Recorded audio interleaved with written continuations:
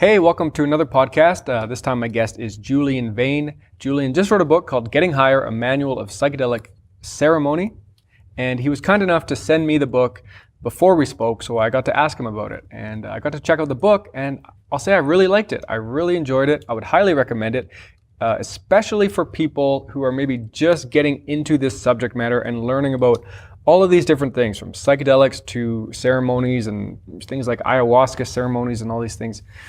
There's a lot to learn when you're just getting into this stuff, and even someone like myself who's been learning about this stuff for a long time, I found this book really interesting too. And he's got a lot of techniques for people, say, trying to create their own ceremonies. Yeah, I would definitely give this book to like my family members who maybe are wondering what I'm into and some of the things, some of the terms and things, trying to wrap their head around stuff. He does a great job breaking it down. So yeah, great book, Getting Higher. Check it out, and yeah, check out this podcast. I know that you'll enjoy it if you enjoy my other podcasts, because Julian is a really great speaker, and he's very knowledgeable about these subject matters. He's obviously been researching ceremony itself for a long time, but lots of other things as well. So yeah, I mean, that's all I'll say about it. Just check it out. This was a lot of fun. Julian, I hope we can speak again. Yeah, that's it. This fire is super hot, so I'm out of here. Peace. Woo! Ah, God. It's about love, not cash. Stealing money from the poor's a bit rash. Line your pockets, fill your tanks with your rockets. Look at it, we just can't stop it. Loving your neighbour with bombs is wrong. Loving your neighbour with bombs is wrong. Just don't become late. That's the only rule. Loving your neighbour with bombs is wrong. Loving your neighbour with bombs is wrong. All been going on way too long.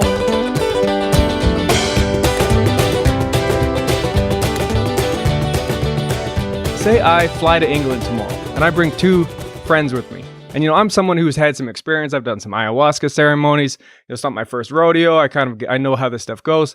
But I got a couple of friends who are super skeptics. They're not really into any of this stuff. But I want to bring them to you because I know who you are. You're the ceremony guy. You know how to set things up, create an experience for people. I want to bring my friends to you, and I want to go, Julian, how do we set up a ceremony to show my friends who are super skeptical this stuff can be used like meaningfully to create a powerful, authentic experience? How do we set up a ceremony to show that to people? Okay, so it's an interesting question, Carl. I mean, there's several things embedded in that. One is this idea of skepticism. Terence McKenna, one of the points that he always made was the lovely thing about psychedelics is that there are many other practices out there that will change consciousness. Mm-hmm. The thing is that a couple of glasses of ayahuasca or 5 will definitely do it. You can be as skeptical as you like, but your neurology is consistent with everybody else's, and it's going to work. Right. So the question then is, if rather than read skeptical, I'm reading sort of people who perhaps don't want to. They don't want to just kind of pretend to be natives, whatever that means. They don't want to sort of. They're not interested in maybe the kinds of mythological structures that exist, for example, within ayahuasca or the world view or any of this sort of stuff. Mm-hmm. So what you would start by doing for any person, I would suggest, is you have to find the symbol set that makes sense for you. So you have to find that those things that are meaningful. Right. So, for example, if you go into an MDMA psychotherapy session, you're going to want to have, if the therapist says, okay, bring objects that are power objects, you and I might bring crystals or stones or weird Indian things or whatever, but somebody else might bring a poster of their favorite car or their favorite pop star or, because the category power object doesn't mean weirdy ethnic thing. It means thing that you find powerful. Yeah. And so I would want to speak with those people to find out what things do they consider to be powerful. What are the symbols? Because all of us have these. No matter how much we imagine ourselves as some sort of Western rationalist thing, we're all symbol using, meaning making creatures. Right. And so I would want to do would be to tease out from those people, just by discussion to start with, what are the things that work for them? What floats their boat? What are the symbol sets that would make sense to them? And then obviously to kind of dialogue with those people to think about there's the practical stuff. With any ceremony, there's where is it going to happen, or what are the multiple locations if it's a journey through ritual landscape. So we think about the practical stuff, but we have to fundamentally find things that will speak to the people involved. Right. And that's why when I wrote the book, when I wrote Getting Higher, what I wanted to do was to say, look, you can think of these things as spirits, you can think of these things as chemicals, you can think of them in all kinds of different ways, but what you may find is that there are certain kinds of approaches or ideas, broadly speaking, which are helpful. So one of them would be to put yourself in a place surrounded by things that make you feel relaxed and empowered. Now, what those things are is going to massively vary. Somebody from the Huichol community in Mexico is going to have a really different set of power things from someone who is a member of an Inuit community in the north of Canada. Sure. Yeah. So, and that's let alone any significant kind of cultural differences in terms of, say, somebody from Berlin or somebody from Paris. So that's something I got pretty early on, like reading your book. Something that jumped out is what you're trying to say is it's not about the specific things. It's about being authentic and being true to what actually is meaningful to you. And that's, you can go down a kind of a slippery slope with it. It becomes interesting. The question becomes then what is meaning eventually, because you start thinking, well, if I'm creating my own meaning and what matters is only what's meaningful to me, then does anything actually mean anything? Or is everything, I'm sure you've played with that idea as well, writing about this. Yeah, well, it's also what's meaningful in the context. So, for example, in the ancient mysteries of Eleusis, one of the things that we can make a fairly good stab at is that at some point in the ritual, at some key moment in the ritual, a bright light was used and quite possibly an ear of grain was shown to people. Now, an ear of grain is an ear of grain is an ear of grain. And those people, just like us, will have seen ears of grain all the time. Yeah, it's not a big deal. It's the context in which it appears. So the meaning is to some extent kind of contextualized by with whose meaning is it and in what context does that meaning arise. So the meaning of being presented with this seed of barley, this piece of grain in that temple, in that space, under those circumstances, the meaning becomes this is the seed, the food of the goddess that nourishes us, that sustains us, and blah, blah, blah, whatever. Yeah. So a lot of it is to do with the kind of context in which we find ourselves. And psychedelic drugs in particular, because they arguably sort of turn up the meaning-making bits of our brain. You can have a ceremony which pivots around pouring water from a vessel on the ground. Yeah, so it could be as simple as that. It could be a really simple physical act, but the meaning given to it in the context of the ritual for the individual or group of people around may be very, very powerful. Very, very powerful. Right. So that's kind of, I guess, how it works to some extent. It's about what that makes me think about is this idea that so maybe there is meaning that's deeper, that's maybe universal. Maybe there is a universal, meaningful things that are happening, and then we distill them down or maybe filter them through our own subjective way. So sort of like that same ear of grain that is meaningful to that person might have something else might have the same meaning for me. Something like if I grow up on the coast, salmon or something could have the same, I could derive the same meaning that get to the same place, but just through different means. And so there is like a higher order that we're tapping into, but it's just being filtered into different ways. Well, a lot of this is predicated on the fact that we're humans and we all have a shared physiology. We have and many of our psychic structures are basically the same. So, for example, we tend to orientate ourselves in terms of notions of things that are high up and notions of things that are deep down. And we talk about things, we talk about moving through things. We orientate a lot of our language and our philosophy and our ideas based on the fact that we're bilaterally symmetrical bipeds. If we were shaped like starfish or shaped like millipedes, we would have a very different set of kind of conceptual tools for the world. But it's our shared humanity and our shared physiology that I think underlies a lot of this stuff. And if you look at something like notions of, say, archetypes, whether they're understood as Jungian archetypes, Right. or as deep cognitive structures, we have this shared humanity. So it's hardly surprising that many of our rituals across time and culture look broadly similar, because they're things that make sense to bipedal hominids. That's we how sort it of works. develop a similar psychology. Like I've been reading a lot about that and listening to people talk about that recently, mostly this guy Jordan Peterson, who I've mentioned a few times now, talking to other people. He's a Canadian professor who talks a lot about that. He studies sort of archetypes and the sort of the stories in our cultures that repeat themselves, the hero's journey and all these things that we all sort of tap into. And it's just funny, we do share this psychology. We share these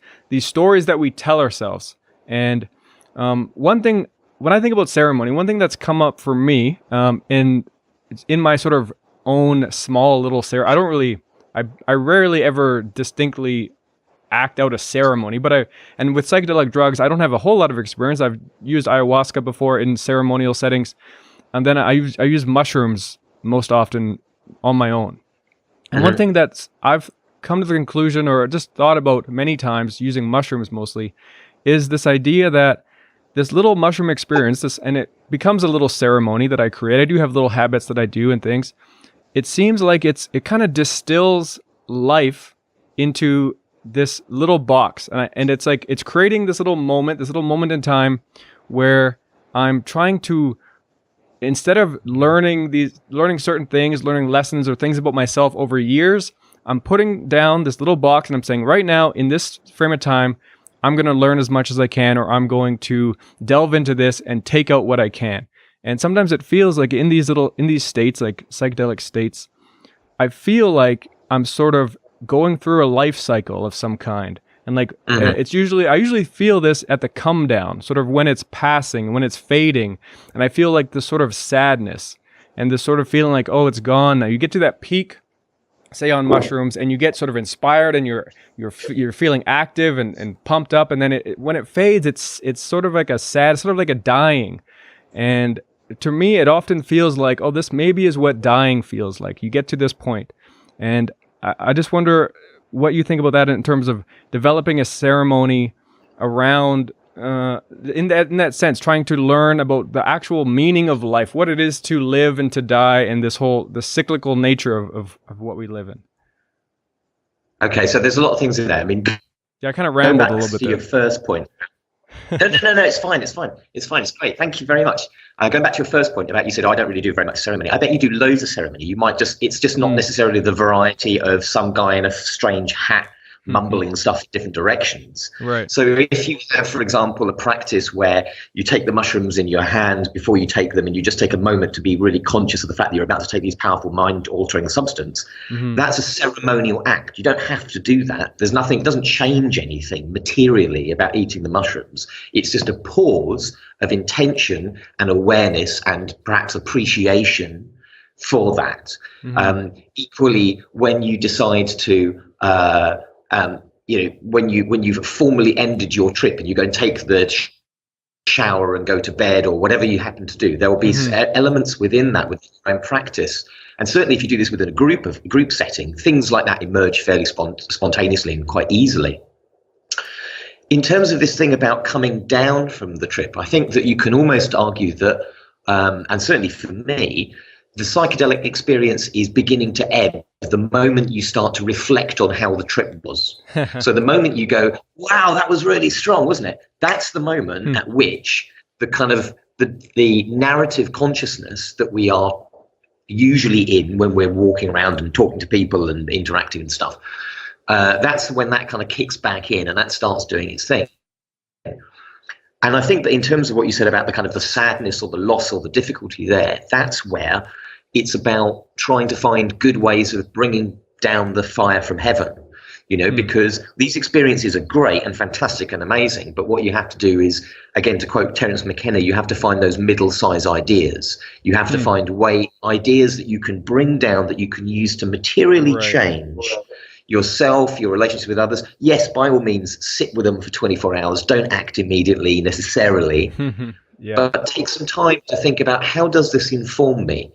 and to make that reintegration process as elegant and as beautiful as you can. So, for example, people talk about, they go to a rave, they go and take MDMA, and then they come out, and then they kind of go, oh, Tuesday, I felt really bad. It must have been the drugs. And it's like, well, there's not a lot, possibly no evidence that there's a serotonin depression. There's a drop in serotonin in the brain after MDMA. But what there certainly is by Tuesday, if you've been working on Monday, you're going to feel really tired because you haven't slept the whole of Saturday night. Yeah, right. And you were up doing stuff. So a lot of these things are sometimes, it's not about the chemical. It's about using the substance in an intelligent way. It's about saying, okay, so if you're going to take mushrooms, that experience is going to last, I don't know, like 5-6 hours, something like this. It would probably be unwise not to have the day after, or at least some of the day after, to integrate and recover from that experience. Recover for sure. And to bring that stuff back in, to be, when I talk about respecting the medicine, one of my thoughts about that is just this idea, and it's, many other people have this as well, is that if you're going to have this powerful experience, appreciate it, give it a bit of time. It's like you wouldn't go into a gourmet restaurant and just gobble up the food and then rush off to the next appointment. You would arrange to have some time to be there, and probably some time after the meal to sit and to reflect on how was it, to talk about that. Chances are you won't have another significant, another big meal that evening. So in other words, with the psychedelic experience, you want to have time afterwards to kind of depressurize. Maybe you want to draw, maybe you want to dream, maybe you want to eat, maybe you want to make love, whatever kind of is necessary to come out of that. And in our culture, we have a habit. I certainly have this. It's my. I do this too. Is we rush to the next thing. Where's the next thing? I need the next thing. I've done that now. I've had that experience. Now I need something new. And it's like, guy, give a bit of respect for that. Let it settle. Yeah, well, there's a couple things that jump out. One is something that you wrote in your book, that it's something that I thought was really funny and that I've experienced as well. So it's when you're in a psychedelic state of mind and you have sort of these epiphanies, and one of them that you wrote about was like someone feeling that they are the Messiah, that all of a sudden, I think I'm the Son of God. And then you talk about, hey, maybe take a second before you announce that to the group. Maybe wait it out a little bit. Maybe even wait till tomorrow and see if you still feel that way. Because often we can have these moments, and it feels so true and real in that moment. But maybe I've had these experiences where it helps to wait till the next day to really reflect on some of these thoughts, that they can be powerful and you can learn from them, but it doesn't make them necessarily like literally true either, some of these feelings that you have. Yeah, there's a lot of things there. I mean, one thing is sometimes in order to kind of affect a change, it's important to change like an internal relationship, but not necessarily to do anything externally. So, for example, let's imagine that you've got a terrible difficulty with a former partner, and you had a terribly difficult relationship, and you split up, and it was really horrible, and it was really hard. Mm-hmm. Now, if you come out of your psychedelic experience having had some insight into that, you may want to go and communicate with your former partner, right?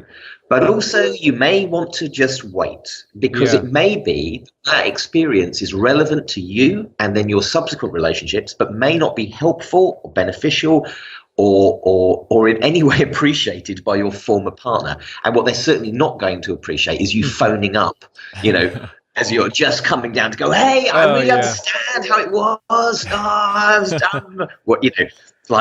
It's probably not going to go down well. So take your time with these things, because sometimes that internal process can be real and can be meaningful, but it doesn't necessarily have to have a physical kind of expression or articulation in relation to anybody else. Yeah. And we all know that it's a bit of a truism, this idea that, you're the son of God or you're this divine entity. And of course, any moment of like subsequent reflection reveals the fact that, well, almost certainly every single aware entity, and who knows, maybe every atom in the universe, certainly are the creation of, if you want to imagine it as a kind of divine moment of expansion, right? Creation, and that's just something in so, general. So you're like a special thing. You're not a special collection of atoms. You're just another collection of atoms. Well, or you are, but so is everyone else. So it's exactly kind of moot. Exactly. Yeah, but that's something I like to point out a lot.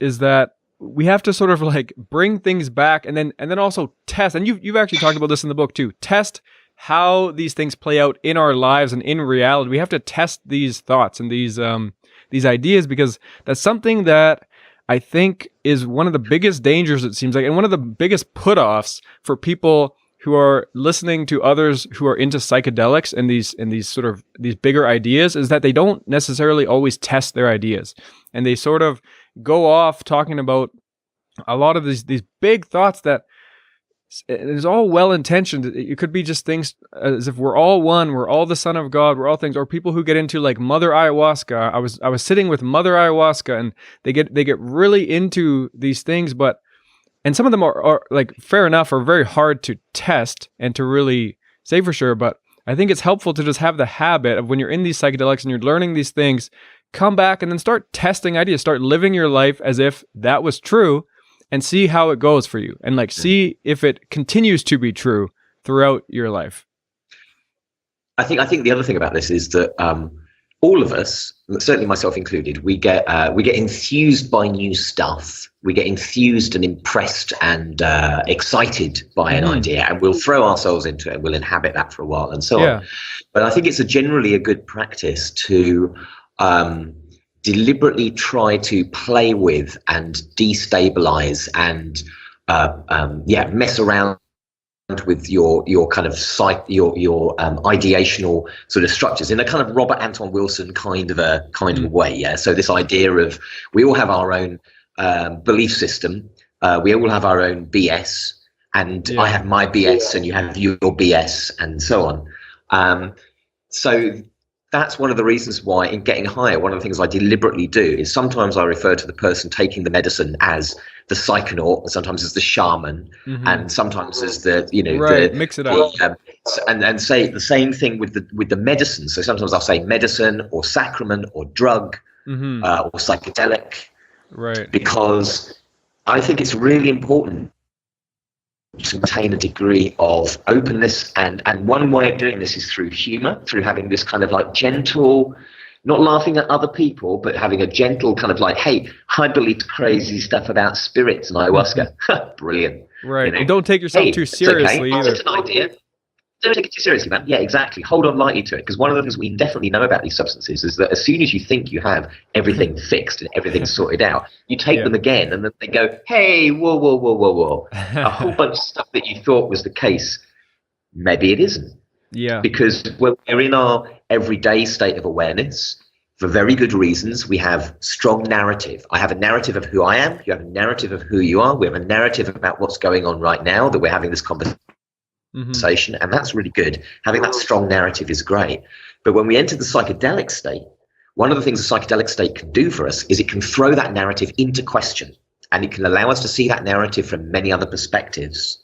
And so I think that is, all of us go there. All of us spend time, in it, when, particularly perhaps when we first encounter something like ayahuasca is a classic example, because ayahuasca, it hits all the buttons, doesn't it? If you're a Westerner, it's exotic, it's weird, it's really powerful. It has an old tradition behind it. It has a tradition behind it. It appears in broadsheet newspapers and on TV. It's from far away, so it's not like just a kind of it has all of these powerful things, and of course it is a powerful and moving and astonishing experience, and the existence of this potion is remarkable. Is it the answer to the universe? No, it's not. Absolutely, it's not. It's simply not. It's a very, very powerful, beautiful, amazing ally for our exploration of what it means to be humans in this lovely planet at the moment. But it's, and I've had people come up to me and sort of say, well, there's like ayahuasca, that's amazing. And then there's DMT, that's the spirit molecule. And then there's 5-MeO-DMT, that's the God molecule. And it's kind of like that. And people sort of say, well, which is the best one? Which is the most powerful one? Which is the greatest one? Yeah. And I kind of say, well, these are just types of food. They're specialist types of food, but they're types of food. So is Chinese food better than Italian food? Well, they both have kind of pasta in them, don't they? So that's kind of good. But I like Indian food because I come from Britain, and Right. that's part of our traditional Or you cuisine. could use the same So- metaphor talking about tools and say, like, is a chainsaw better than a hammer? Well, it depends what you want to do. Depends what you're trying to do with that tool, because if you're building a house, maybe a chainsaw won't be that useful unless you're building it out of your own trees that you're cutting down. Then you really need a chainsaw, and then, you know. And particularly when you take the example of ayahuasca, it's a really good example, because you actually, if you look at the various traditions, and of course the traditions of using ayahuasca are continuously changing, continuously moving. They're not fixed either.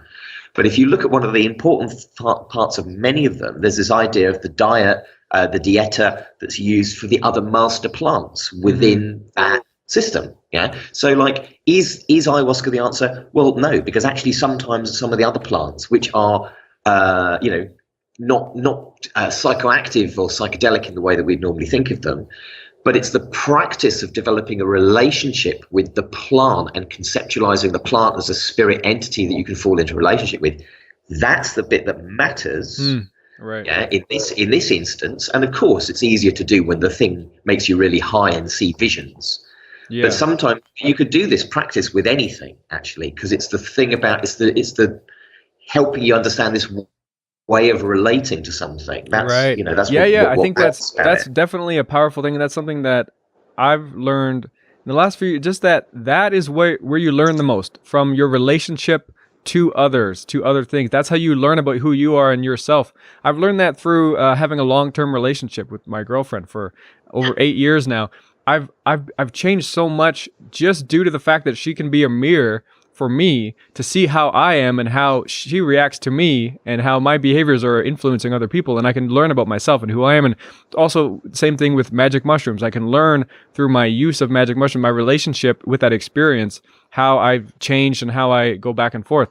But one thing I do want to get into, I had meant to get into this and you touched on it there, is like being in an ayahuasca ceremony and how that is, it's so popular these days.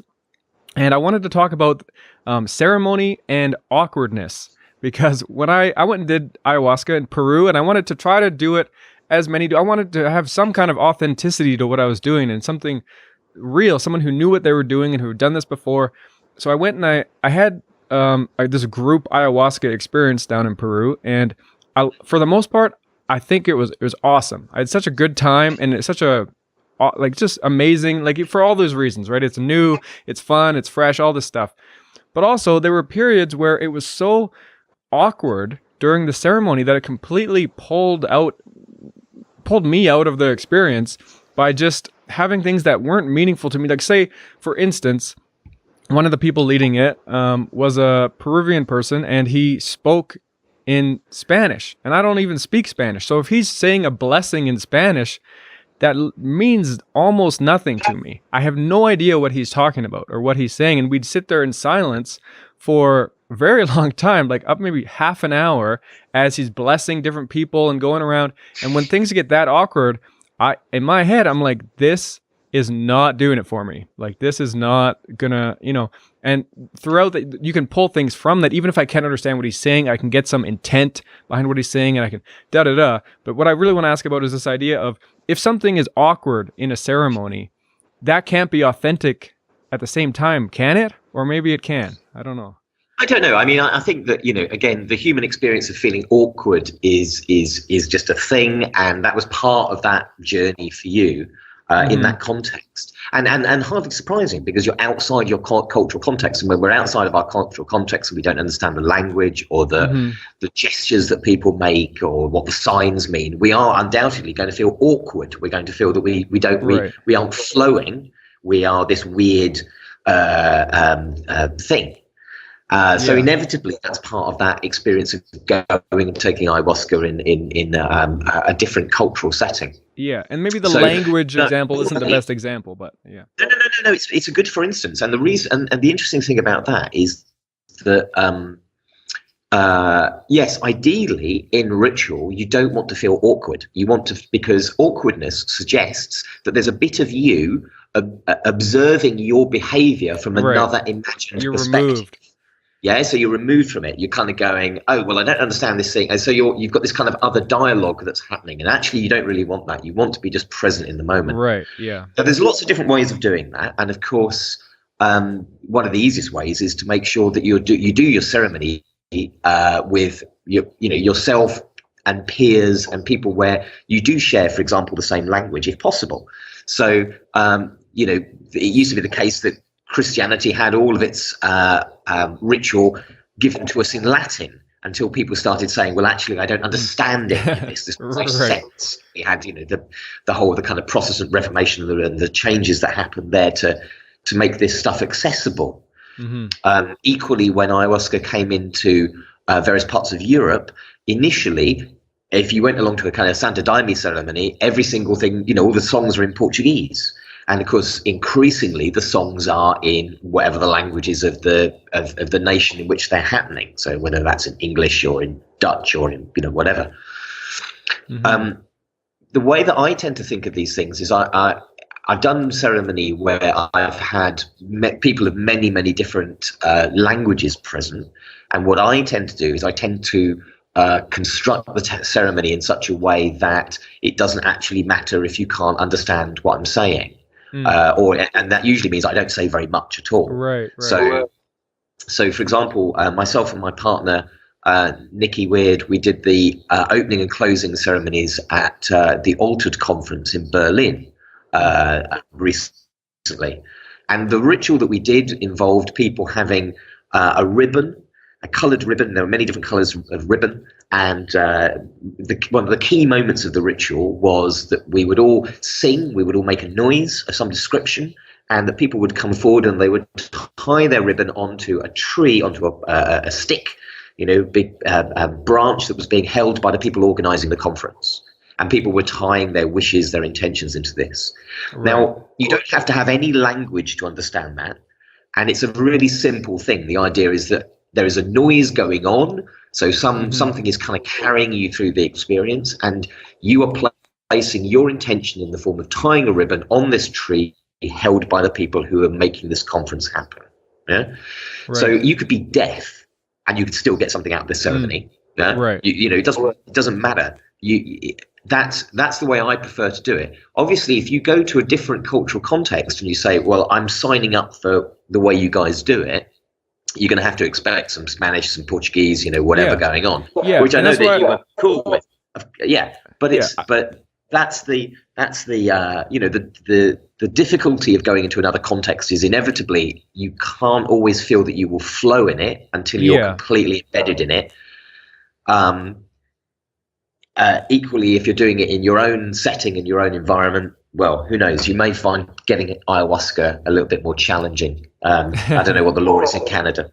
Yeah, no, and I think using language as an example wasn't the best. Didn't translate exactly what I meant, because obviously, if someone speaks that language, that's how they're going. It's just how it is. And I had gone sort of knowing that and expecting that my intention really was to learn what I could bring back to my own practice. And so, because I knew going over there as a one-off, you can't expect to be completely integrated and just totally connecting to the people running it and everything when you just meet them over a week. It's kind of a different thing. But I did feel like there's this sense of, when they're running things, they had some very specific things that they would do, all these different blessings and different attire that they would wear, different things that they, and the impression was that this was how it had to be done. And this was the way to do it. And so it was that kind of idea that I felt didn't exactly resonate with me, that, it has to be this certain way. Well, now, and that's something I found I really liked in your book, is that you don't really talk about it in that way. You talk about it in this way that there are many ways to get to the same place, and that what matters is how authentic you are. So if the people leading it are authentic, that's going to translate no matter how they're doing it. But I think for me, I would have enjoyed it more and just resonated more if their thing was like, this is how we do it, and we're doing it to create an experience, but there's many ways to do it. But that wasn't exactly said. It was more along the lines of, this is the way it has to be done. This is how you do ayahuasca. Okay, so there's so many interesting things in that. One of the insights that perhaps you might draw from your awkwardness, which I understand what you mean about, it's not just about the language, but one of the things about this is that one of the insights you might conceivably draw from that is that you need to do this on your own terms. Yeah. So you need to find your way. So the message of that is that this way was kind of cool, but it didn't somehow, there were bits of it that just made me go, oh, I'm not sure. And what's the answer to that? Well, the answer is, well, come on, you just need to kind of figure out your own style. Yeah. You know, however that is, whether that's just for you or for you and your affinity group, you know, whatever. So that's maybe a thing there. The other thing is that historically, ethnographically, anthropologically, however you want to describe it, if you look at the way ayahuasca is used, ayahuasca has changed dramatically, and not just as a result of ayahuasca pilgrimage stroke tourism. Ayahuasca has moved around the communities in the Amazonian basin. Ayahuasca is used in a number of different settings. There are communities out there who take lower doses of ayahuasca and use the healing that comes from that. There are other communities where it's hardcore, it's got datura in it, and you will be sick, and you have to be sick. You have to vomit, you have to get well. Yeah. Right. Now, this is variable. This is variable across time and geography. And if you look at any ceremony, any ritual, and I know this particularly from things like looking at a lot of the kind of folk customs and examples of contemporary ceremony in the West, we can talk about this really clearly because we have written material. But even in places like South America, where we have these cultures that typically don't rely on writing, there's enough evidence that we can see that two things are true. The first thing is that tradition always claims to be conservative.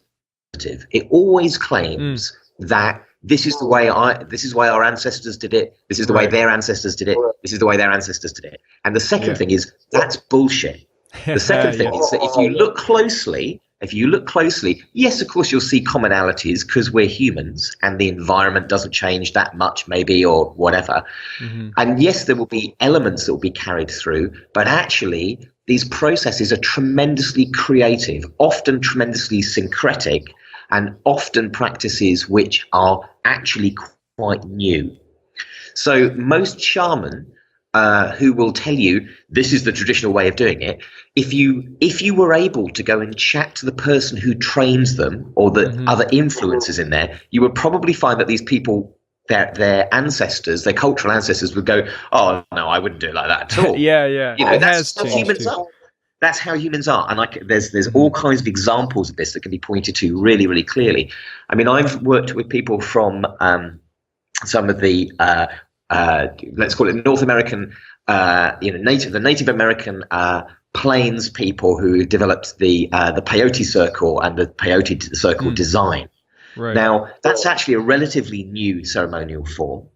And certainly it's undergone tremendous variation. You know, even in the years that I've been kind of connected with people who are using that model, same with Santa Daime, I have observed in my own short lifetime and my brief engagement with this thing, I've seen how the hymn book has moved from being Portuguese to Portuguese stroke English. And in fact, Portuguese stroke English stroke Japanese, because it's kind of got over there. Yeah. So there is no authentic way to take ayahuasca, because apart from anything else, there must have been a day when the first few people got together and cooked up the chacruna and the banisteros together and went, well, what should we do with this? Let's just drink it and see what happens. There's a lot of things there that I wanted to touch on. I'm definitely going to forget all of them. I'm not going to be able to get all of them in there. But, I mean, one is just going back to what we were talking about early on, and just that ceremony. Well, as you go, like, to be authentic is actually really hard to do. Like, it's not like it's easy. Like when you're young and say you're trying to date for the first time and people are like, well, just go be yourself. Go be yourself. Like that's the hardest thing to do. And to be authentic and to create a ceremony is actually a really hard thing to do, an authentic ceremony, because it's just everyone is going to be looking at things in a different way. And for some people who went to that same retreat that I went to, they might have had a totally different experience. They might have felt it was completely authentic, and they might have totally resonated with the people leading it. And what's the other thing I was going to say? Well, what you touched on early on as well, I think is important to go back to as we're just sort of delving in here, maybe back up a little bit. And you mentioned early that, like I'm saying, oh, I was doing mushrooms, but I wasn't really doing much ceremony. And you're like, oh, no. You probably have lots of ceremony, lots of ritual that you're partaking in. I'd like to just talk about that for a second. Just that, like, in our culture, we sort of, because people listening who maybe aren't into psychedelics, probably a lot of my audience is, but for maybe people who haven't had many experiences like this, it feels awkward just listening to this idea of being in a ceremony with people singing and chanting and drumming and leading this group thing, and they're not really familiar with that.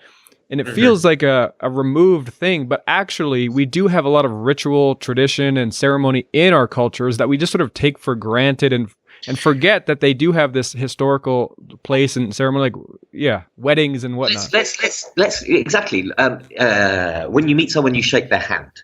Right. Why do you shake their hand? Where does shaking hands come from? What is that? And the answer is that in the cult of Mithras, in the Roman Empire, the way that the brothers within the cult of Mithras would recognize each other, and their ceremonial way of greeting each other was to shake hands. Yeah? So that's where that comes from. We also have common practices like when you share alcohol with someone, it's quite likely that you would set an intention and say a special word. So you might say, Merry Christmas, Skull. Merry Christmas, cheers. Yeah, that's making ceremony. The problem with us, that is to say, like, Western post-Protestant, post-industrial culture, is that we've been cut off from ceremony for such a long time, both in terms of psychedelic ceremony and also in terms of, many of the ways that we might inhabit this psychedelic space, this space of boundary dissolution with other humans. And it's very, very difficult to remake those things. We've done remarkably well because when acid came into culture, we invented the rock music festival. And that was our ceremony for LSD. And then when MDMA came into culture, we created the rave, which was the ceremonial way of holding that space. And all I'm suggesting is that as meaning-making, ceremony-doing creatures, if we have an affinity group or as individuals we want to take a psychedelic drug, one of the ways to get the most out of it is to include what in the broader sense you could call a ceremonial behavior or ritualized behavior. And really what that means is it means about just putting intention to something. So in the same way that at Christmas time, when we give each other gifts, we wrap the gifts up. Now, I could give you your gift unwrapped. It would make no functional difference. But part of the process is I wrap it up. Okay, so if I'm going to take my mushrooms and I'm going to take my mushrooms, let's say, out into the woods, maybe I'm going to put my mushrooms on a special kind of, I've got a cloth or something. I want to kind of carry them in some special way. I don't want to just get to the woods and have some plastic bag full of the stuff. So all it is it's just to say, and there's any number of different ways of doing this, if you're going to get the best out of this experience, put a bit of intention in it. Just use these techniques which cinema uses, theatre uses, drama uses, religion uses, advertising uses. Use these things yourself, because when you go to a native ceremony and you see what they're doing, if you go, for example, to the peyote ceremony and you go, oh, they're doing this amazing fire called the arrow fire, and they sweep out the coals into these beautiful patterns, and they've got this drum, this water drum that goes all night, boom, boom, boom, boom, boom, boom, boom, boom, boom. Boom, boom, boom, boom. Man, that's just like a low-tech version of a rave. It's the same thing. Oh, look, they've got these lasers going, and they've got this amazing techno going. Boom, boom, boom, boom, boom, boom, boom, boom, boom, boom, boom, boom, boom. It's the same thing. It's the same you in behavior. a state of mind. Yeah. It's about getting the best. As one of the things I kind of slightly jokingly say in Getting Higher, but it's true, is if you want to get more bang for your buck, if you've got a psychedelic drug and you can make use of it, just deploy some of this stuff. It doesn't have to be a big deal. You don't have to do the whole sitting all night in the medicine circle. There's kind of loads of different ways you could do with this, but just drop a little bit of intention in there. Drop a little bit. I like to compare it to these things, these smaller things, because by just talking about it with these words and saying set an intention and create a ceremony, just that alone, people are tuning out. I know a certain type of person is just going to tune out right there, set an intention, get the fuck out of here. But when you compare it comes down to these smaller things, use these drugs or not. You've got this stuff, you've bought this stuff, you've paid good dollar for it. Now, what do you want to do? you know that there are these flaky hippies wandering around and going, oh man, I got this great download from the great mother, whatever. Yeah. You know, maybe that's all bullshit. But if you want to really know how to fly this stuff, because otherwise it's a little bit like having, you know, you got the kind of latest PlayStation, but you just haven't bothered to turn on the TV. Yeah. So you've got all the controls, but you've not actually engaged the system. Yeah. So you're going to have a great time. You'll get really high and you'll laugh with your friends. And that's cool. There's nothing wrong with that. But I tell you what, you can get even higher and you can have a laugh that's even deeper if you use some of these tricks. And that's the reason that these shaman guys do this stuff. Yes, you can read it as like, you know, like a priesthood thing or a control thing or a like, you know, whatever. But actually you can also read it as like, this is how an artist uses this. Yeah. Right. This is how to use this in a way that's going to, like, man, this is, you know, the substance that you've got is only part of the equation. Right. So if you just bang it in your head, you know, I remember once seeing a video on YouTube, I don't think it's there anymore, called "Is it possible to make a peanut butter and jello sandwich while on Salvia Divinorum?" The answer to which is no, it is not. You know, Right. So you go, okay, that's kind of funny, that's kind of amusing, whatever. But in terms of actually getting something out of the experience, yeah, if you just want to put your brain on hold, then that's fine. But don't imagine that you're not even doing anything radical. You may as well just be watching TV. Right. You know? Yeah.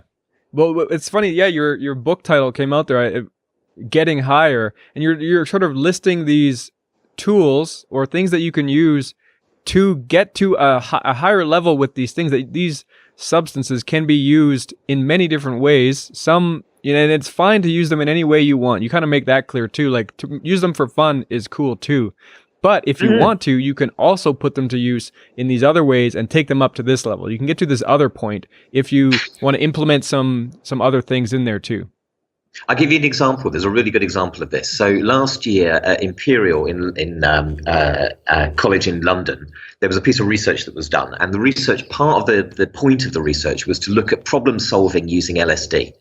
So the people who were recruited to the study were people who were scientists, engineers, mathematicians. Yeah. So this is people who've got a problem, which is a problem that kind of has an equals sign in it. Yeah. So not a complicated problem like sociology or politics or art or philosophy. Nothing that's really complex, but something where you can basically go equals this number. Can we figure out numbers? Yeah. It's an answerable problem. And what they were interested in was, is it possible to use LSD to do problem solving? Is it possible to use LSD to objectively come up with answers to problems? Because we know that there's a lot of anecdotal evidence about this with LSD, with other psychedelics, indeed with things like dreaming. We know that there are other forms of consciousness that can resolve problems more effectively on occasion than our normal sort of narrative linear selves are able to do. Right. And the answer is yes. The answer is you need 75 micrograms of LSD. So unsurprisingly, you need not so little that it doesn't feel like anything, and not so much that you really cannot remember what's going on. A small dose. So a small dose, and in the right situation, with, you know, some a relaxed environment with a few bits of kind of art, you know, artistic, creative stuff around, so people are okay to, you know, they can draw, they can paint, they can listen to music, they can be quite free with this thing, but they keep their problem somehow in mind. So they set an intention, let's call it. These people come up with answers. Yeah, the fact that, you know, we know, one of my favorite examples is that DNA sequencing, so the process of sequencing DNA, is as a result of the researcher who discovered that or perceived the answer to the problem of how to do DNA sequencing on LSD. Right? So people like, the invention of the discovery of the benzene ring, the invention of the sewing machine mediated by dreams. There are lots and lots and lots of examples of answers to problems, not only creative problems, but problems of engineering. So one of the things you can say to someone is, look, this might all be kind of crazy, shamanic, hippie nonsense, but the fact is, and it's, you know, we can do this, is an established fact, that when you put a psychedelic drug into a brain, one of the things that happens is that the cognitive processing in that brain changes dramatically. So what were previously discrete categories, if you like, blend into one another. That's why we get things like synesthesia. That's why we get optical effects, because the edge detection bits of your brain and the color detection bits get cross-wired essentially. But the benefit of that is that a lot of the time when we have a problem, whatever the problem is, whether it's an engineering problem or a personal problem, we get trapped in one way of seeing the world. And these things, objectively, scientifically, falsifiably, you can put them in a brain and you can get a new perspective, and you can get sometimes quite a coherent answer.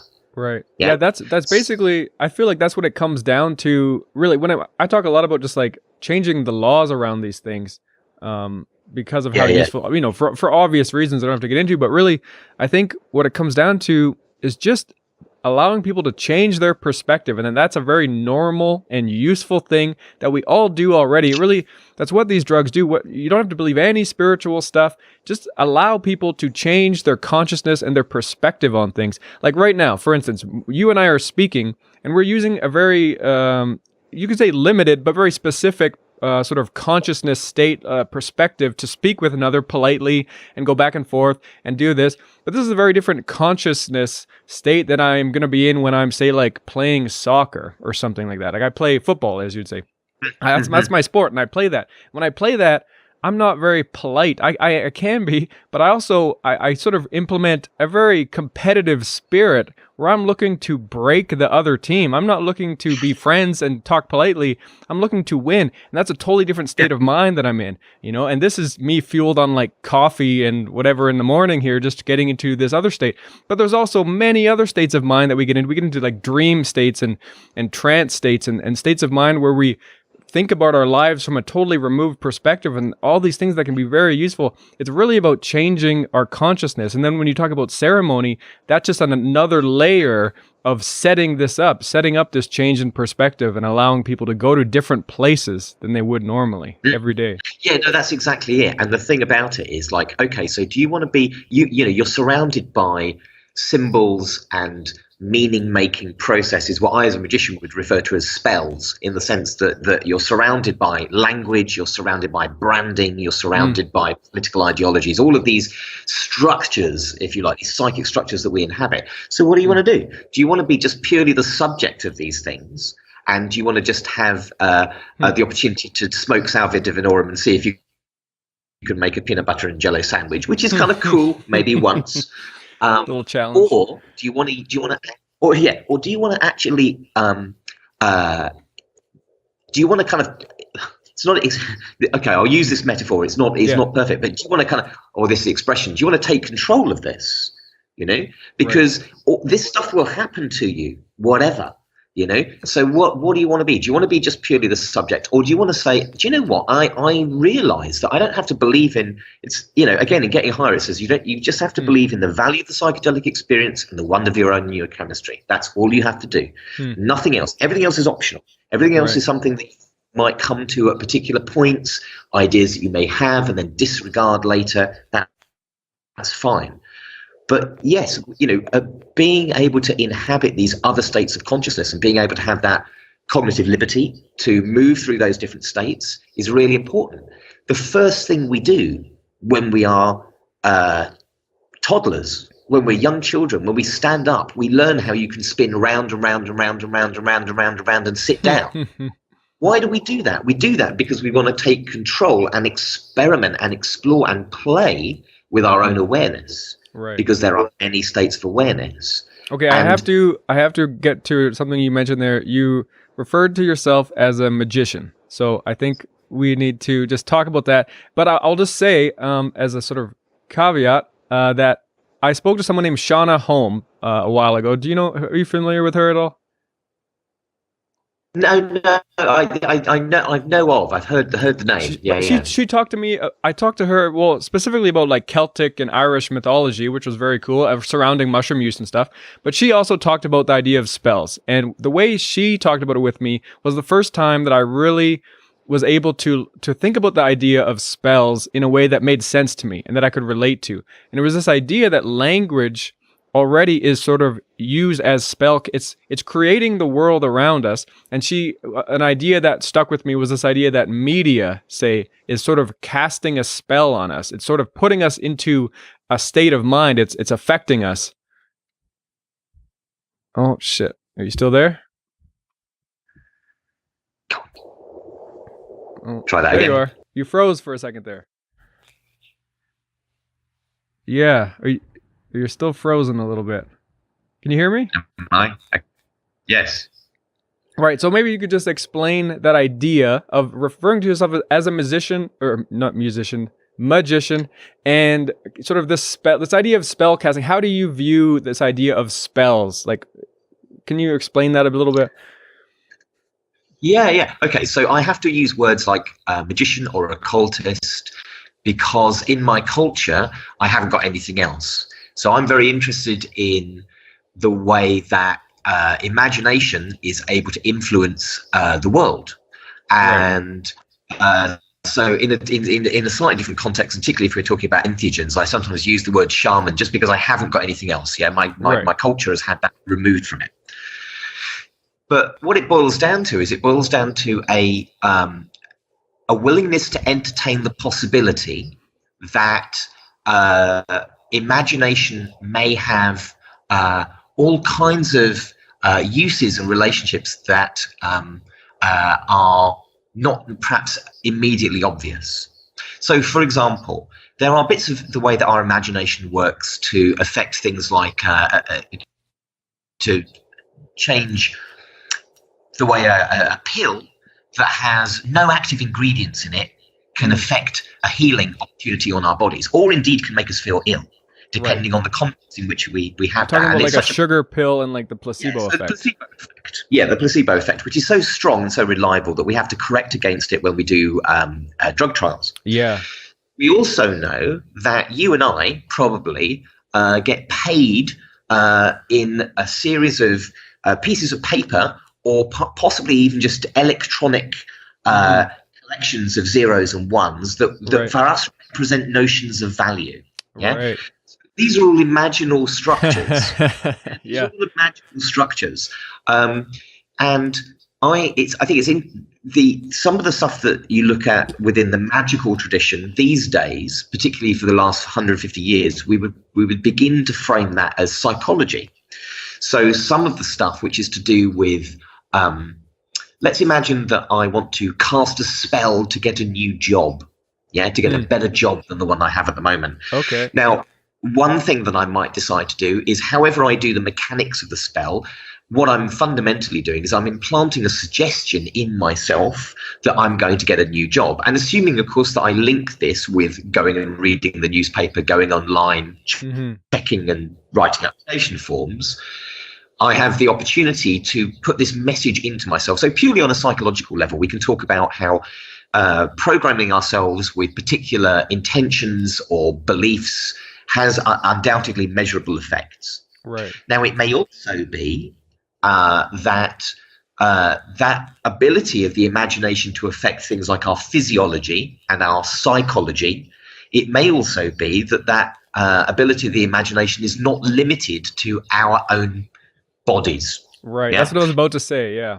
So particularly when we have the psychedelic experience, one of the commonly felt things from that experience is that somehow everything is interconnected. Yeah. Now I have no model of how this might work. So I'm not interested in quantum stuff or in animist stuff and spirits or whatever. I think that I don't know where the limits are. That's why I often describe myself as an occultist. I'm interested in that which is unknown. But I'm perfectly aware that there is a whole range of techniques from many, many cultures which are about trying to explore, is it possible for me to do something in my imagination that has an effect more broadly in the world? Is that possible? Right. Many cultures argue that that's the case. And there's lots and lots of technique out there that you can try out. Right. And so my own experience...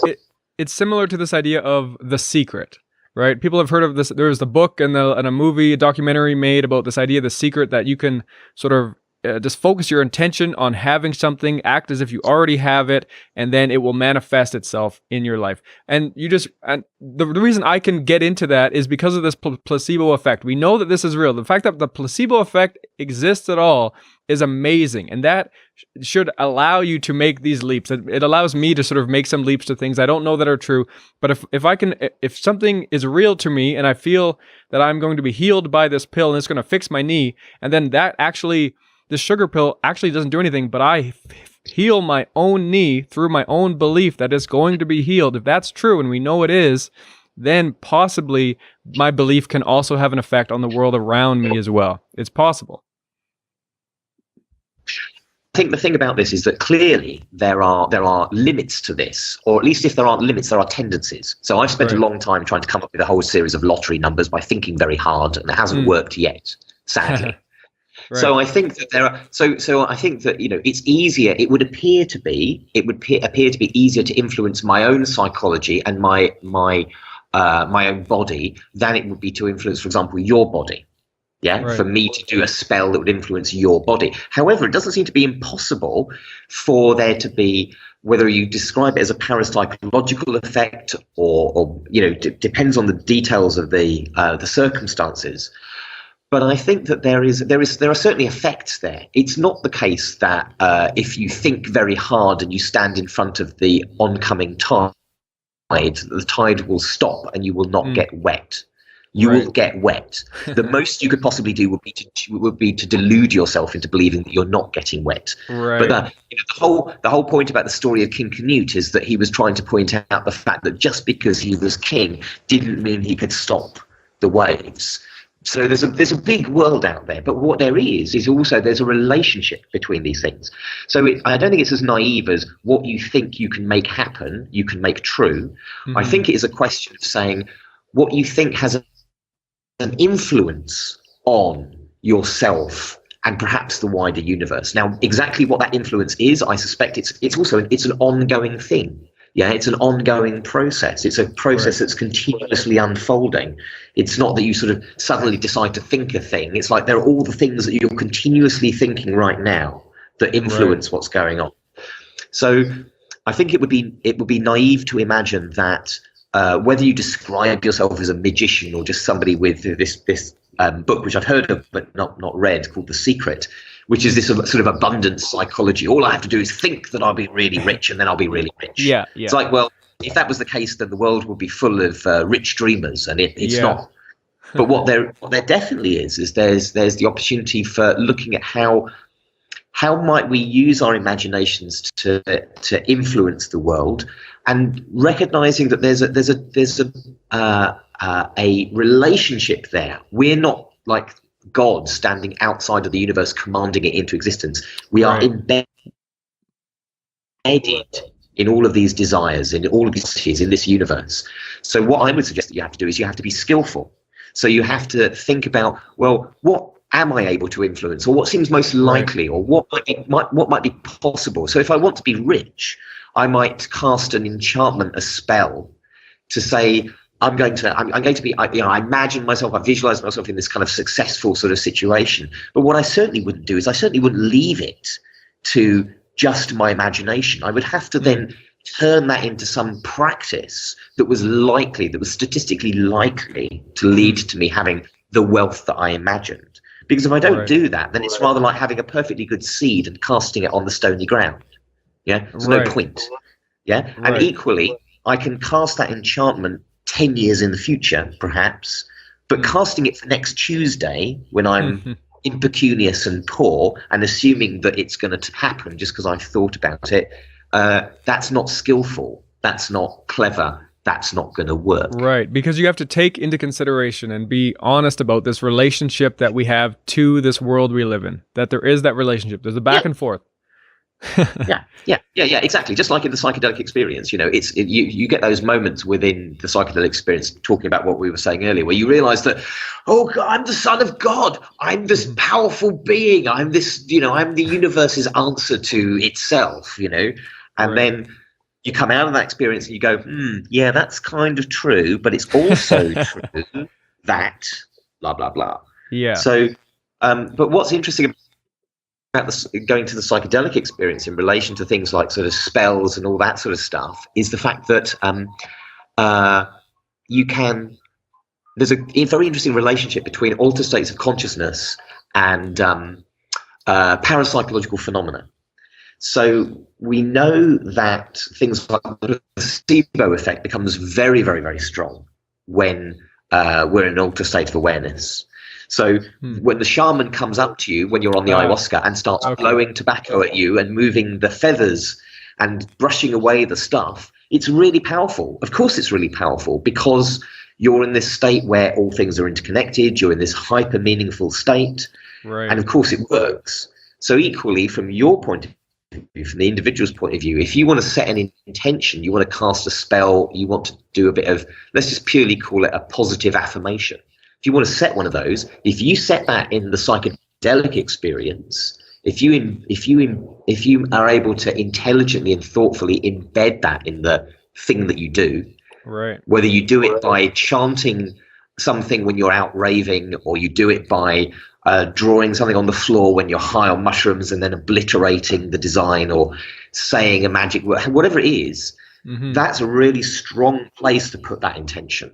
Yeah? So just being aware of our own susceptibility to the placebo effect, and then creating situations in order to use that to its fullest effect, to actually hone in on that. Yeah, totally. So rather than just correcting against it when we do drug trials, it's like saying, wow, this is neat. So can I turn the volume of this? Can I use this? Yeah. So let's go back to my very first question, right? So I have these skeptical people, and they're listening right now, and they're like, I want to experience something like that. How do we practically actually create a ceremony and use, whatever drug of choice you would pick, whatever we would do to try to create something meaningful for these friends of mine? Okay, so as I said before, you need to understand what their symbol sets are, what's meaningful to them, what's going to work for them. Assuming you know that, what you might do is, depending on, let's imagine that this is a drug that lasts an hour. Okay, so this isn't one that's going to take all day. So what you might do is you say, okay, so it's going to last about an hour. I need an environment. I need a setting. So I need to find either an indoor situation that is safe, warm, quiet, whatever, or an outdoor environment that's going to be much the same thing. Chances are what I want some practice which represents preparation. So in the same way that when we go on our date, we dress ourselves up, we probably wash and shower and all that kind of stuff, I probably want to ask them to do something like that. And again, it depends what's meaningful to them. But if they are, humans, washing is a really good thing. So you say to them, okay, so before we take this experience, what I want you to do is just go and have a shower. Yeah, just go and have a shower. Like you're going out, you're going to meet someone really interesting. And I would probably start to introduce an idea to them. And I would introduce this idea, which I put in Getting Higher, which is this. This may just be a drug. This may just be a set of chemicals. But if you approach this set of chemicals as though it were a person, you will get more out of it, because the basic way that you as a human being relate to the world is you're a social being. So if you relate to the drug as though it were a person, to some extent, you will get more out of it, because that's your basic, that's neurologically, psychologically, that's your basic repertoire. So I say, we're going to meet this really interesting drug. Let's say it's DMT. Okay, we're going to smoke DMT together. And I say, we're going to meet DMT, and just for the purposes of the exercise, let's imagine that it's the spirit of DMT. So this DMT entity, I'm really pleased that the DMT is there. We're going to meet the DMT, go and have a shower, because that's what you would do before you go on your date, before you meet this important person. So we have a preparation. We come into the space together. Maybe what we do is we do something really simple, like we attempt to create a group awareness. Simplest way of doing that is we have mirror neuron structures in our bodies. So we look at each other and we do maybe breathing, maybe some stretching, few kind of, just physical movement. Yeah. So we are looking at each other and we're copying each other's motion. What that does is it puts the group all together. Yeah. We could do singing if that was our thing. We could do chanting. We could do, I don't know, like football chants or soccer chants or whatever. It doesn't matter. Something that brings us together. Then what we would do is we would take the substance. We would probably try and be respectful to it, because we're pretending that this is a person. This is an honored guest. So we might say something like, DMT, we're really pleased to have you with us. Really pleased that you're here with us. Really hoping that we can meet you in a really good way, and that we can all share together a really awesome journey today. Right. What we would then do is we would take the DMT. We might take it in sequence with different people taking it, and as each person goes through the experience, the other people maybe do something that supports that person. And the easiest thing to do would be to make some sort of a sound. So we might be musicians having instruments. We might have drums. We might just be like rubbing our hands together. It doesn't really matter.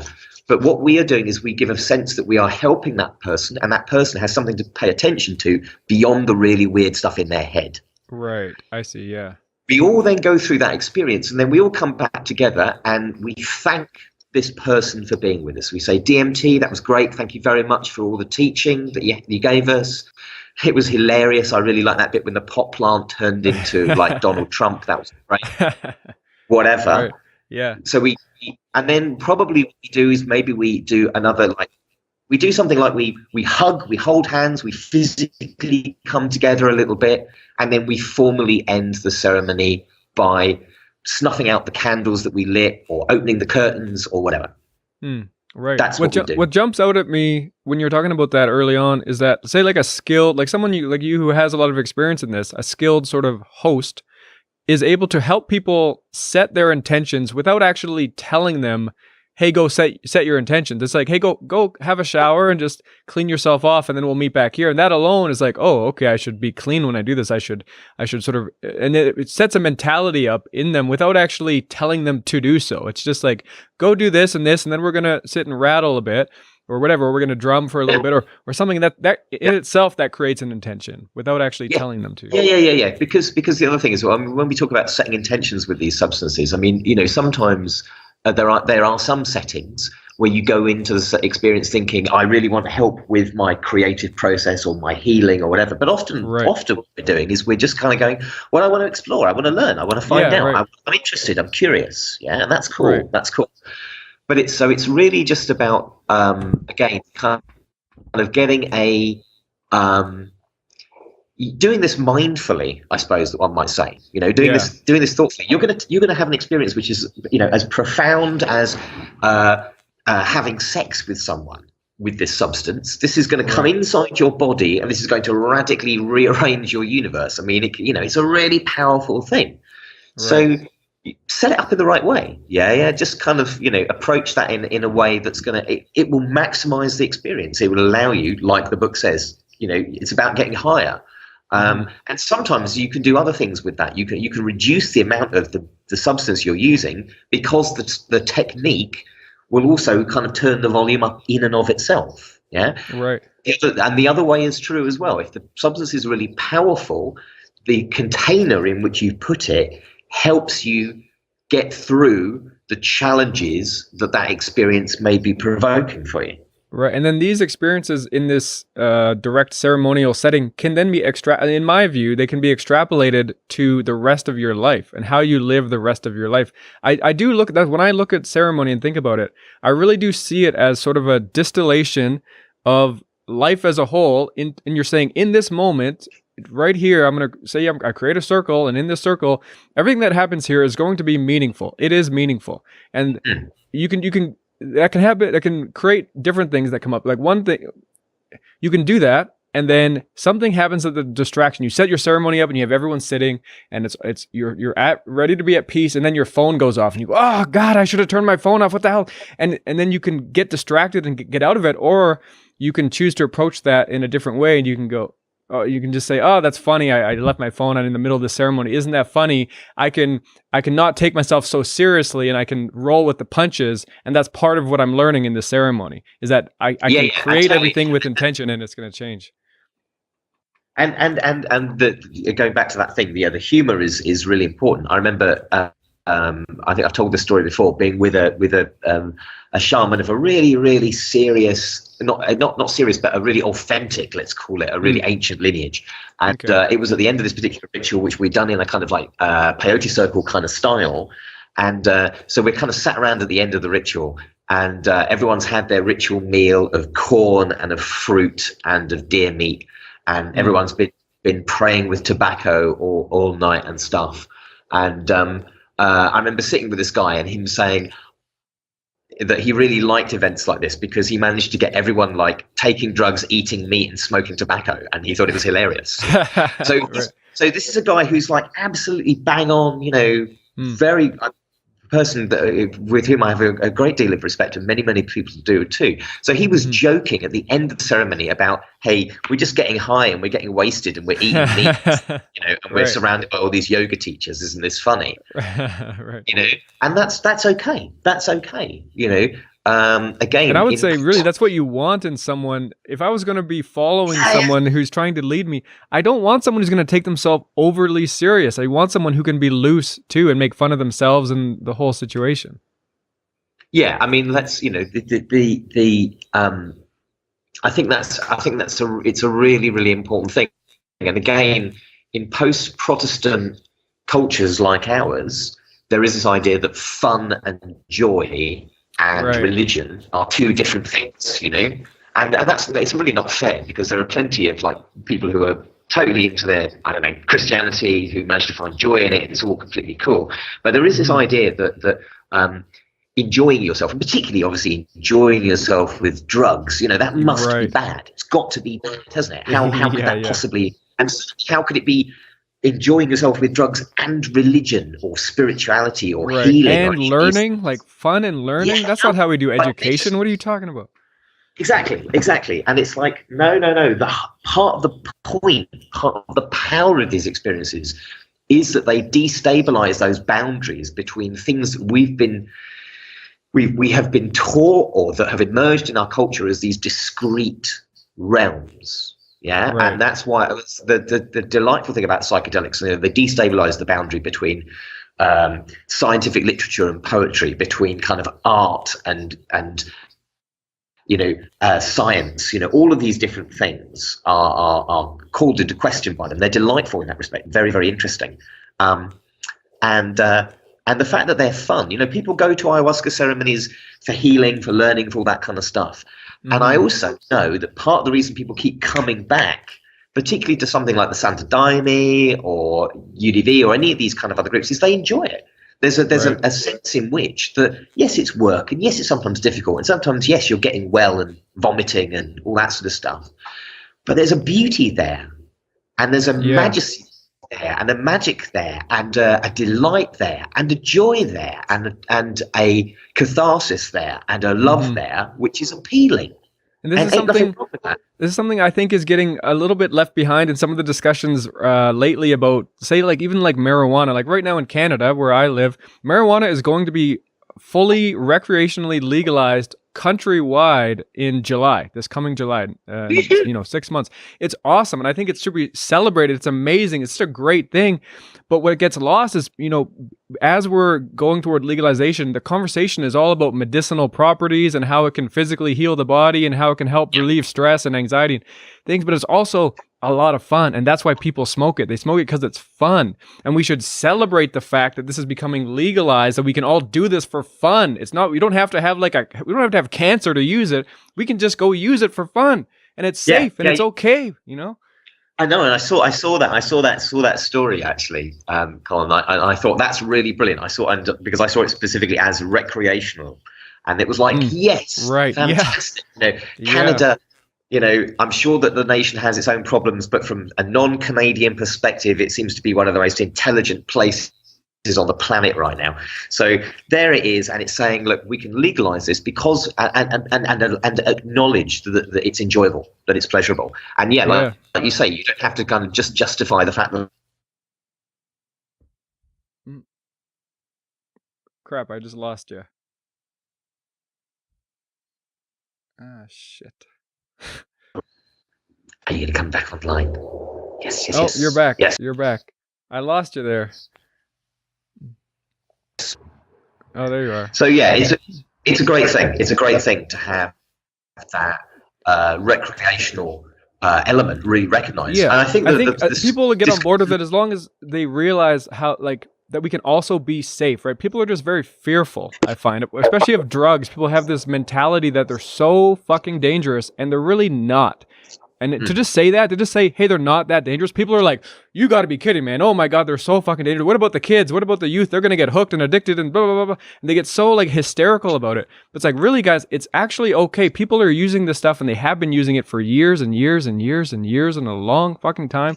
And the kids are already using, the kids are using it too. They're using it right now, and it's illegal. Exactly. They're using it, and they're okay. It makes no odds. It makes no odds. Firstly, yeah, you're totally right. The argument is, well, they are already using this, and they're using it in a way that's uncontrolled, unregulated, untested, really, really dangerous. They're using it in the most dangerous way we can possibly imagine. Dangerous environment to take drugs in. The most dangerous environment to take drugs in, which is sort of an achievement in a perverse kind of a way. I know we've made it way worse on everybody by having it illegal. It's just, it's so crazy and mind blowing. It's actually hilarious. I'm really looking forward to like 10 years from now when we just look back and laugh at how silly we were, like how backwards we had it, how having it like illegal is not helping anybody. It would be like the alcohol prohibition in the US. It will look like some kind of like weird, we had this weird brain fart that started with Richard Nixon. And then kind of like goes across the whole of the world, essentially. And then everyone kind of goes, this is crazy. Because we are in this, historically, we're in a blip of prohibition, really. Yeah. That's the interesting thing. And yes, we know that these substances, many of the, classic psychedelics, for example, tremendously safe substances. I was looking at some statistics recently.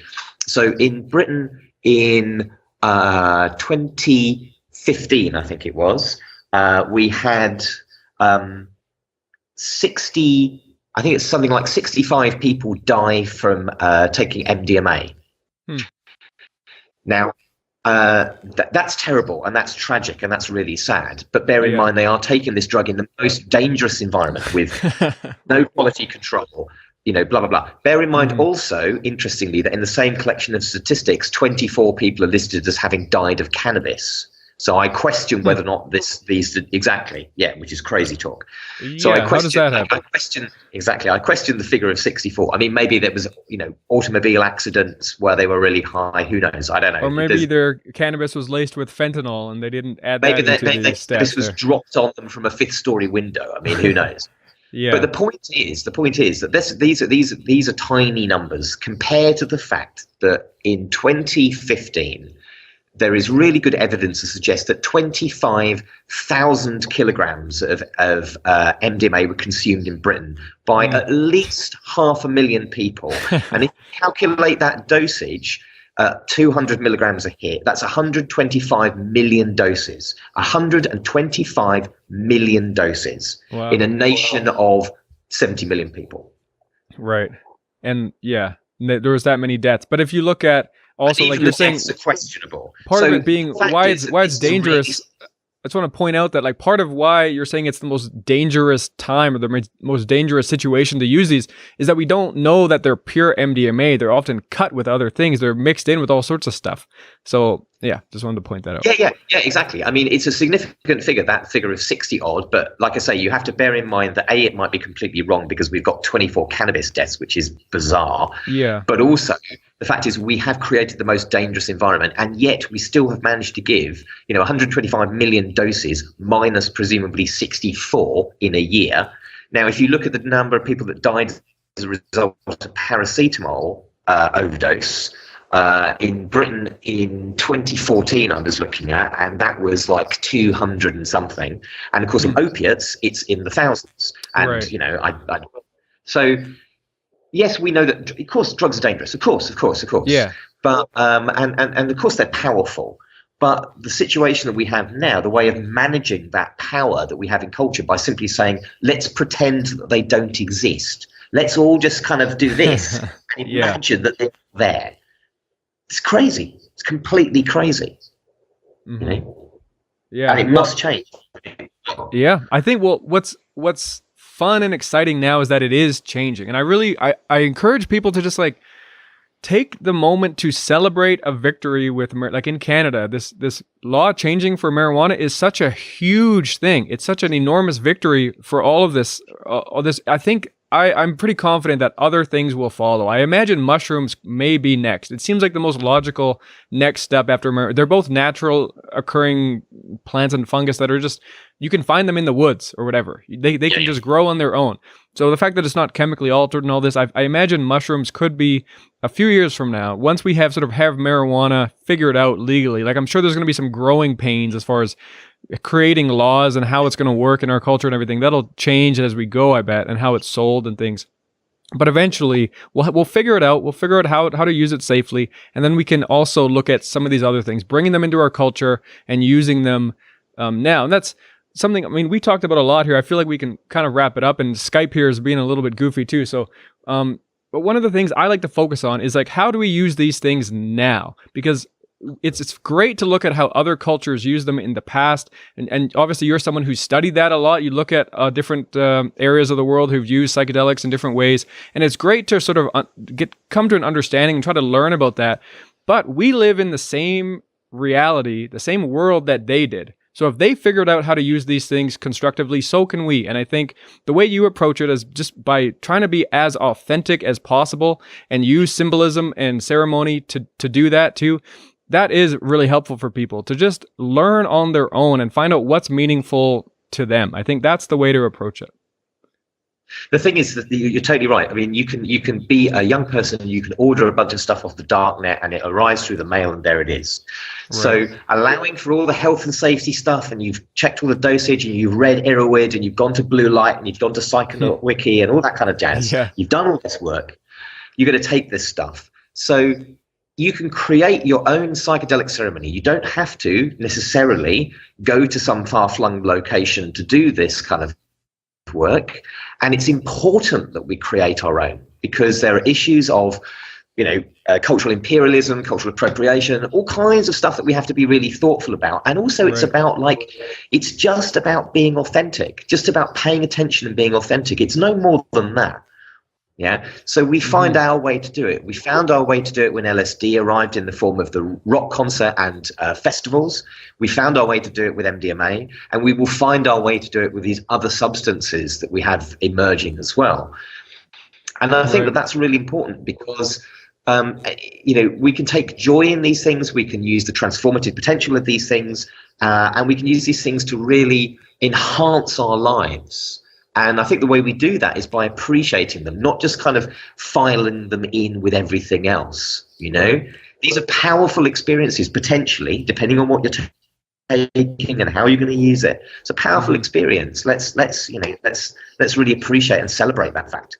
Yeah. No, Julian, I want to really thank you for speaking with me and also for being authentic yourself. When I read about you and I was learning about you, in your bio, it's like occultist, chaos magician, all this stuff. I thought, okay, here we go. But honestly, talking to you, you just seem like a really authentic guy, and you approach this from a really honest place. And I enjoyed the book, Getting Higher, as well. I enjoyed that you wrote it from that same place, that state of mind where you're just here to share these ideas with people so that they can use them in their own practices. I really appreciate speaking with you. So thanks a lot. Oh, Carl, thank you so much. Really, really appreciate you sort of inviting me onto the podcast, and I'm really glad that you enjoyed the book. Thank you for your work as well. Thank you for your work of kind of creating spaces where people can talk about these things and explore ideas, and hopefully inspire the people that get to watch and get to listen. So yeah, nice one, man.